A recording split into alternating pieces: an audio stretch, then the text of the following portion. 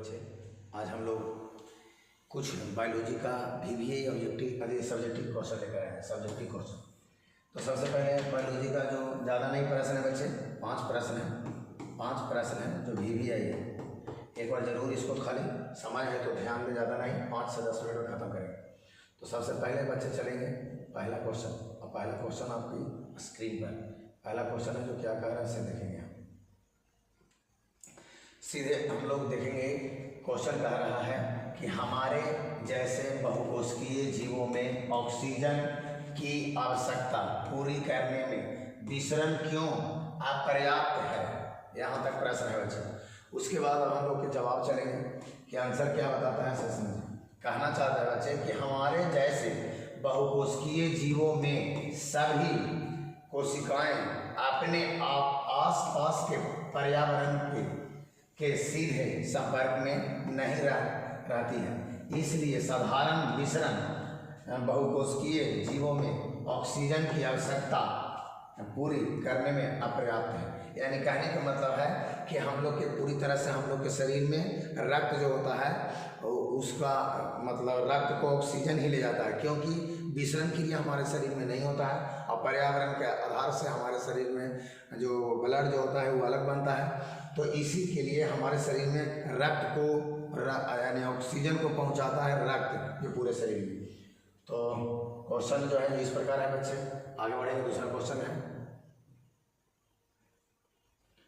कह रहा है कि यहाँ पर क्वेश्चन नंबर दूसरा, कोई वस्तु सजीव है जिसका निर्धारण करने के लिए हम किसी मापदंड का उपयोग करेंगे।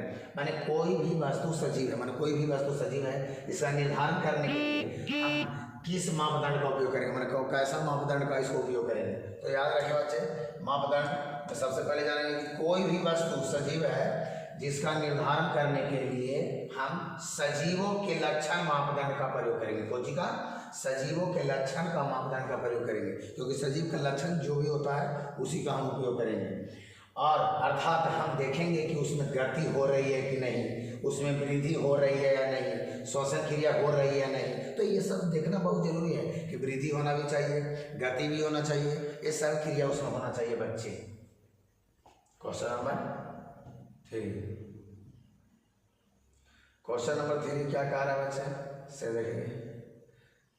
कह रहा है कि किसी जीव द्वारा किन कच्ची सामग्रियों का उपयोग किया जाता है, माने किसी जीव द्वारा किन कच्ची सामग्रियों का उपयोग किया जाता है। तो याद रखिएगा, खास करके किसी भी जीव द्वारा कार्बन तथा ऑक्सीजन का उपयोग कच्ची सामग्री के रूप में किया जाता है। माने कार्बन जो हम लोग के शरीर में रहता है और ऑक्सीजन ये जो माने C और O ये अगर हम लोग के शरीर में जो जाता है वो एक तरह से कच्ची उपयोग सामग्री है। ये दोनों को कच्ची सामग्री माने अगर पकाए जाते हैं ये जो सीधे हमारे शरीर में चल जाता है। तो यही प्रश्न है का जवाब है। क्वेश्चन नंबर नेक्स्ट कर रहा है कि जीवन के अनुरक्षण के लिए आप किन प्रक्रियाओं को आवश्यकता मानेंगे, माने जीवन को देखभाल के लिए कौन सा प्रक्रिया को हम लोग अच्छा मानेंगे। तो कह रहा है सीधे तौर पर बच्चे कि जीवन के अनुरक्षण के लिए हम श्वसन, पोषण, वहन, उत्सर्जन, जनन आदि जितना भी प्रक्रिया है उस सब हम आवश्यक मानेंगे। क्योंकि अगर जीवों में श्वसन नहीं होगा, जीवों में अगर वायु पोषण नहीं होगा, चलन नहीं होगा, उत्सर्जन नहीं होगा, तो कहीं ना कहीं हम लोग उस प्रक्रिया को आवश्यक नहीं मानेंगे बच्चे। क्वेश्चन नंबर नेक्स्ट है, हालांकि 5 नंबर क्वेश्चन है। आगे बढ़ेंगे, स्वयंपोषी पोषण तथा विषमपोषी पोषण में क्या अंतर है, माने स्वयंपोषी पोषण और विषमपोषी पोषण में अंतर क्या है बच्चे। तो याद रखिएगा, स्वयंपोषी पोषण में पर्यावरण से सरल अकार्बनिक पदार्थ लेकर तथा बाहर ऊर्जा स्रोत जैसे सूर्य के प्रकाश का उपयोग करके उच्च ऊर्जा वाले जटिल कार्बनिक पदार्थों का संश्लेषण होता है। माने सीधे तौर पर कह रहा है कि स्वयं पोषण जो होता है पेड़ पौधा वो पर्यावरण से सरल अकार्बनिक को लेके अकार्बनिक पदार्थ, कौन सा पदार्थ, अकार्बनिक पदार्थ लेकर सीधे बाहर ऊर्जा स्रोत जैसे सूर्य के प्रकाश, तो पेड़ पौधा में तो सूर्य का प्रकाश होगा, तो सूर्य के प्रकाश का उपयोग करके उच्च ऊर्जा वाले जटिल कार्बनिक पदार्थों का संश्लेषण करता है।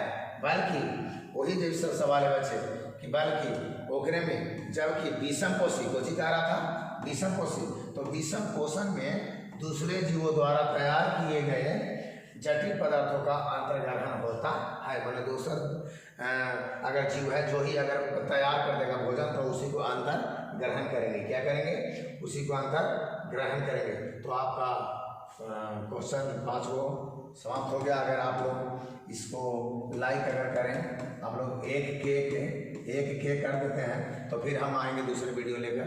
तो थैंक यू, जय हिंद, जय भारत।